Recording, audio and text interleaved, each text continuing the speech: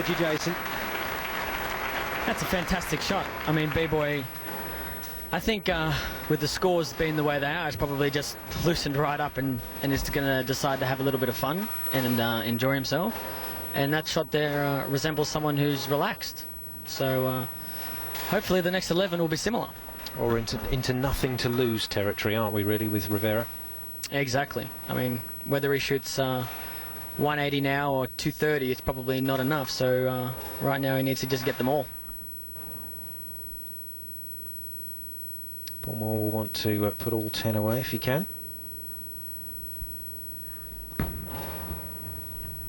Good response from the Englishman.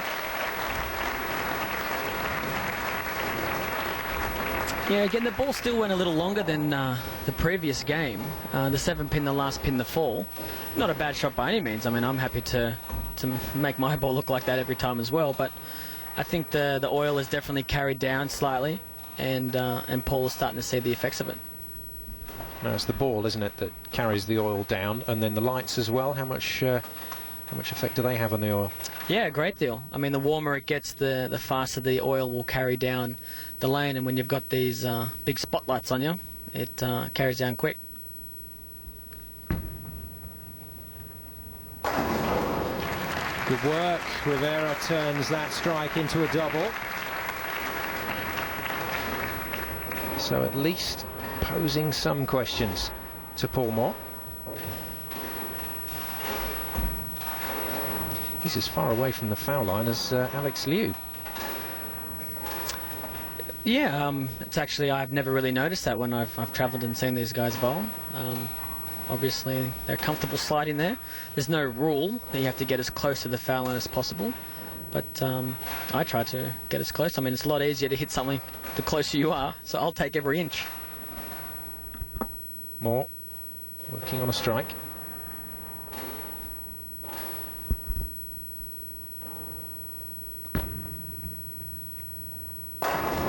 Working it pretty well. That's a great shot from Paul. I mean, as a player, I know that if you're in the lead, even though it is a large lead, when the opponent does start to strike, there is that small feeling, what if something drastic happens to me and the luck goes his way. So, you know, you want to try and keep up with your opponent in the second game if you're leading, and that's a great response. I mean, I'm sure that'll calm Paul down as well. Not that he was stressed to start with, but if he was. Rivera then to try and at least get a flutter in the heartbeat of Paul Moor. Well, he's got a turkey out of it. Best bit of bowling that we've seen from Biboy Rivera so far in this match. This is what I expected from the beginning from Biboy. I really thought that this is how he was going to come out, and it's great to see that he is showing everyone what he's capable of. You know, Biboy is one of the best bowlers in Asia, and you know, he's World Masters champion last year in Korea, and there's a reason why. The last 3 shots are the reason why. Well, those are his stats. They're gradually looking a little better. At least he hasn't had any more open frames since the first game. That's the important thing for him here. 5-2-2, the maximum that Moor can get to. 4-5-8 for Rivera. So there's still a gulf between these two. And that's going to continue to grow if Moor continues to play like this. A turkey from Moor.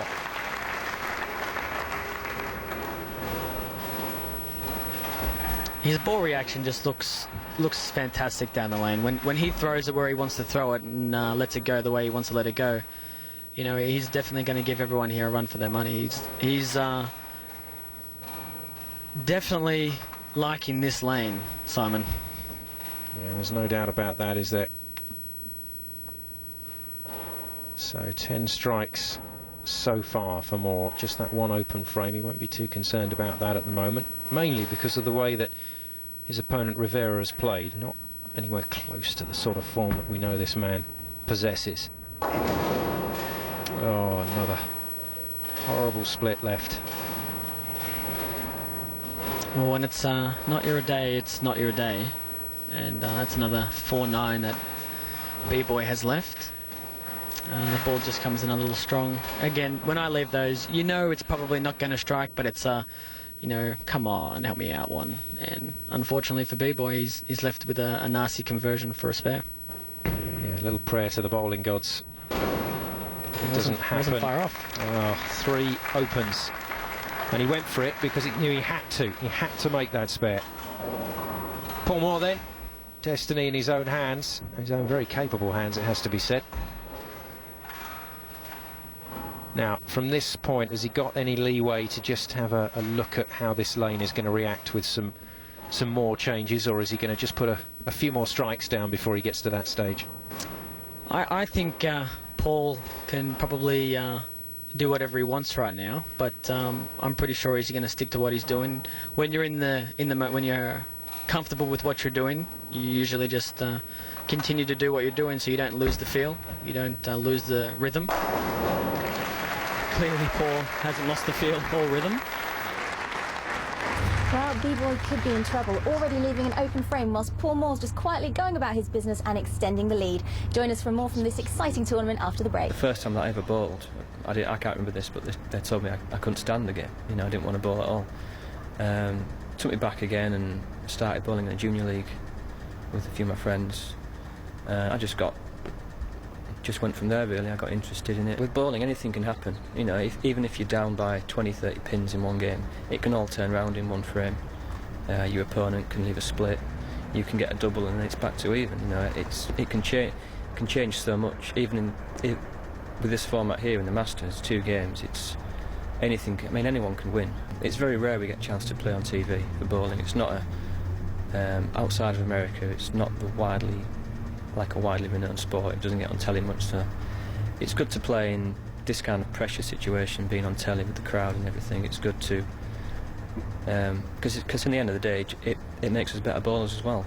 There's certain rivals between certain players, but we all know what we're capable of. You know, people have certain mind games and stuff, so you get used to them and you just try and ignore it. It's always nice to play in your home country, and to have the crowd as well behind me. It's always an extra boost. I think everyone thinks they've got a good chance because the format, 2 games aggregate, it can be anyone's. Anyone can find the line and, you know, just hit strike after strike after strike, and, you know, it's going to be tough, but I think I'm pretty confident. "100 pins the difference between these two if they strike out from here. Not looking good for the man from the Philippines.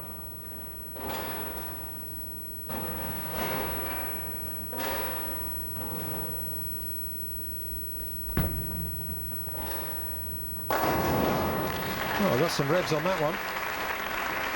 Yeah, it is a shame that the last frame was a 4-9, because, you know, with that reaction, it wouldn't surprise me if Biboy did strike out for 290, and with a score of 290, you know, that does actually make things a little interesting. But yeah, great shot there, Biboy. Lift your head up, son. You're doing all right. Yeah, you got to stick at it. He's already been through the disappointment of the first game. And in this tournament, Jason, you kind of come out the other side, don't you? And then you just concentrate on finishing the game in the best way you can.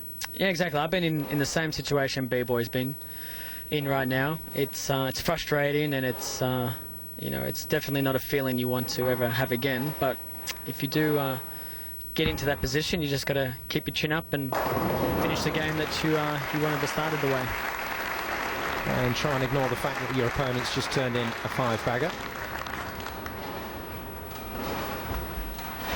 Moore once again returning to his consistency, shot after shot after shot. You could overlay all these TV